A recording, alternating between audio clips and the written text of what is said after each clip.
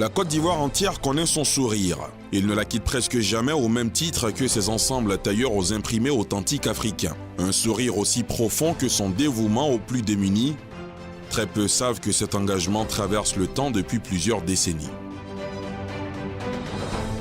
À l'orée des années 1980, Dominique Ouattara ressent le besoin d'aider les autres. Le célèbre écrivain français Raoul Follereau est sa source d'inspiration. Comme lui, elle pense que nul n'a le droit d'être heureux tout seul. Ainsi naît ce qui deviendra une règle de vie chez la jeune Dominique dès son jeune âge. Chez Dominique Ouattara, les pauvres sont les siens et sa religion est de faire le bien. Sa principale source d'épanouissement est de redonner le sourire à de nombreuses familles de Côte d'Ivoire et bien au-delà. Depuis le début de sa fusion avec l'humanitaire, le don de soi légendaire de Dominique Ouattara s'appuie sur un pilier inébranlable.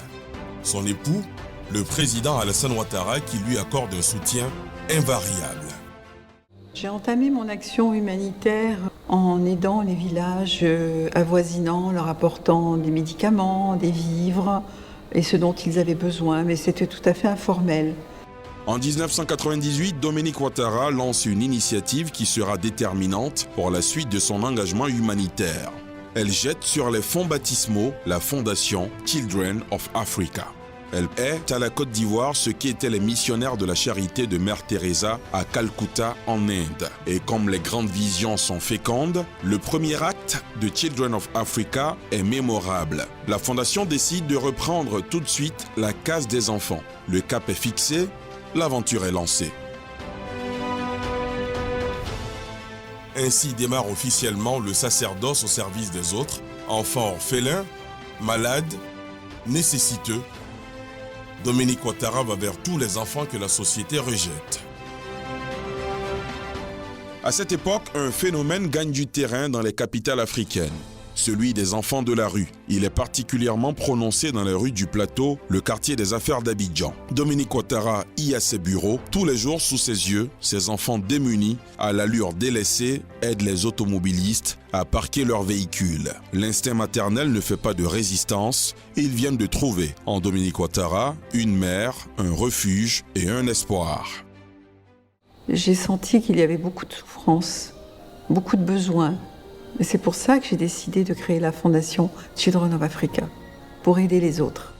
Ils sont accueillis à la case des enfants, un orphelinat qui les accueille sans distinction ethnique ou religieuse et leur offre la protection et l'amour.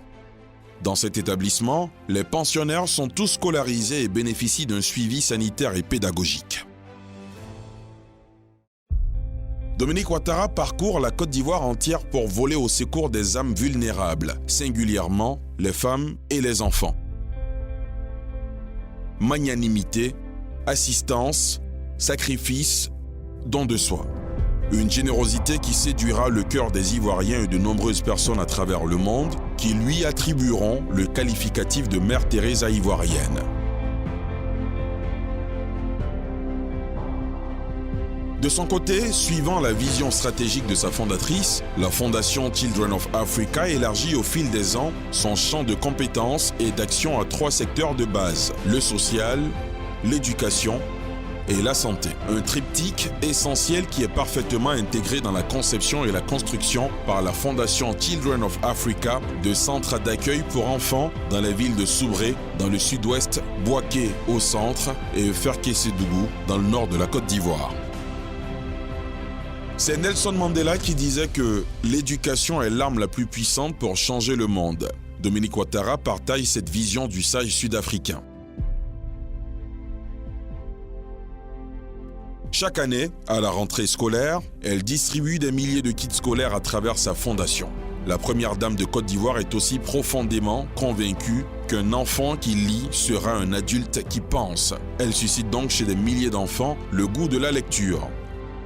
Comment ne pas évoquer la dizaine de salles multimédia offertes par ses soins pour permettre aux élèves de s'approprier l'outil informatique. Certaines d'entre ces salles font partie du patrimoine éducatif à l'actif de Dominique Ouattara. Citons le lycée moderne Dominique Ouattara de Kong, la construction du groupe scolaire d'excellence Children of Africa d'Abobo. Dernier coup de maître en date dans le secteur éducation, 2 écoles primaires et une maternelle logées dans un bâtiment de niveau construit sur près de 15 000 m². L'établissement accueille au total 705 enfants, tous recrutés sur la base de leur appartenance à la commune d'Abobo et en raison de leurs bonnes notes. À la lumière de cet engagement vieux de plusieurs décennies, une fois à la tête du pays, le président Alassane Ouattara décide de confier à la première dame un pan important du volet social de sa politique. Dominique Ouattara est portée à la tête du Comité national de surveillance des actions de lutte contre la traite, l'exploitation et le travail des enfants CNS. Elle parcourt le monde pour défendre la cause des planteurs ivoiriens sur qui planait l'ombre d'un embargo sur leur production de cacao. Grâce à son leadership, les efforts de la Côte d'Ivoire dans le processus de rémédiation du phénomène de travail des enfants sont reconnus et salués par la communauté internationale. Pour Dominique Ouattara, il n'y a pas de pouvoir plus fort que le désir de protéger son enfant qu'éprouve une mère. En plus de l'assistance aux tout-petits, elle se fixe une autre mission, celle de venir en aide à ses sœurs et ses filles. 2 décennies durant, elle va parcourir les villages et hameaux du pays et toucher du doigt l'extrême souffrance de ses sœurs ivoiriennes. En 2012, elle met en place, avec le soutien du président de la République, son Excellence M. Alassane Ouattara, un programme de financement des projets des femmes. Ainsi naîtra le FAFSI, Fonds d'appui aux femmes de Côte d'Ivoire. À la clé, 340 000 femmes adhérentes devenues autonomes et plus de 2 millions de personnes sorties de la pauvreté. Le 16 mars 2018, c'est l'aboutissement d'un autre projet qui va marquer les esprits à jamais. L'inauguration de l'hôpital mère-enfant Dominique Ouattara de Bingerville, l'établissement à but non lucratif équipé de plateaux techniques de dernière génération, est la consécration d'un rêve longtemps caressé par la première dame d'offrir aux couples mère-enfant un hôpital moderne spécialement dédié à la prise en charge sanitaire de leurs pathologies, avec en ligne de mire l'amélioration de l'offre de soins de santé aux populations. À ce jour, l'hôpital mère-enfant Dominique Ouattara de Bingerville a déjà accueilli Près de 400 000 patients avec en prime 25% des patients indigents soignés gratuitement. À l'international, l'engagement de Dominique Ouattara est reconnu. Elle se voit confier par l'ONU-SIDA la qualité d'ambassadeur spécial pour l'élimination de la transmission mère-enfant du VIH et pour la promotion du traitement pédiatrique, la mission de sensibiliser les populations sur l'accès à la thérapie antirétrovirale pour les femmes et les enfants vivant avec le VIH. Avec tendresse, abnégation et amour, Dominique Ouattara porte haut les couleurs de son pays, la Côte d'Ivoire à travers le monde. Fort de ce parcours qui force l'admiration, Dominique Ouattara incarne aujourd'hui l'espoir et l'espérance des enfants, des plus faibles et l'allié sûr des femmes. Je suis très heureuse du chemin parcouru, même si parfois on a l'impression que c'est une goutte d'eau dans la mer et qu'il y a tant à faire.